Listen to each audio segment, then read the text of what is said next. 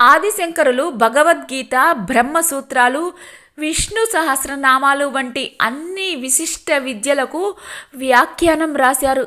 కానీ లలితా సహస్రానికి మాత్రం రాయలేదు.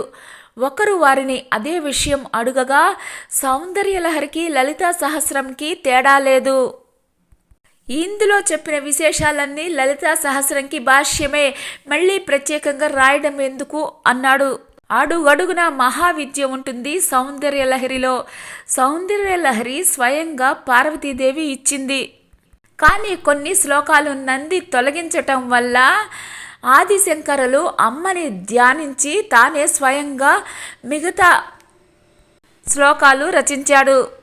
సౌందర్యలహరిని విన్నా చదివినా అమ్మవారు వారిని కవచంలాగా రక్షిస్తుంది. అమ్మవారి అనుగ్రహం ఉంటేనే అమ్మ గురించి చదవగలం, వినగలం, పూజించగలం. సౌందర్యలహరి శ్లోకాన్ని అత్యంత భక్తితోటి ఒక్కొక్క శ్లోకం పఠించటం వల్ల ఒక్కొక్క ప్రయోజనం కలుగుతుంది, ఒక్కొక్క ఫలితం కలుగుతుంది.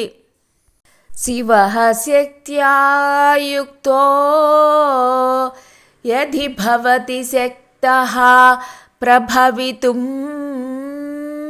న చేదేవం దేవో న ఖలు కుశలః స్పందితుమపి అతస్త్వాం ఆరాధ్యాం హరిహర విరించాదిభిరపి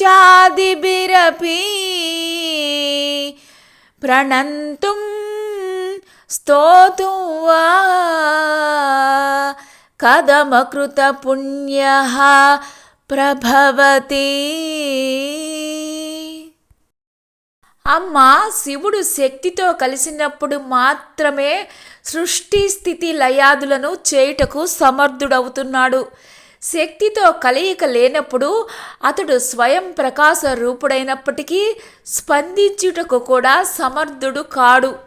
అందువలన హరిహర బ్రహ్మాదులచే ఆరాధింపబడే నిన్ను మొక్కుటకు గాని స్తుతించుటకు గాని పుణ్యములు చేయనివాడు ఏ విధంగా సమర్థుడవుతాడు? బహు జన్మల పుణ్య సంపద లేనివాడు దేవిని నమస్కరించలేడు, స్తుతించలేడు అని భావం.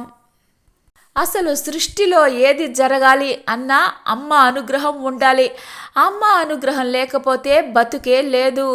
అమ్మ అనుగ్రహం కలగాలి అంటే కోట్ల జన్మల పుణ్యఫలం ఉండాలి అంటున్నారు శంకరులు.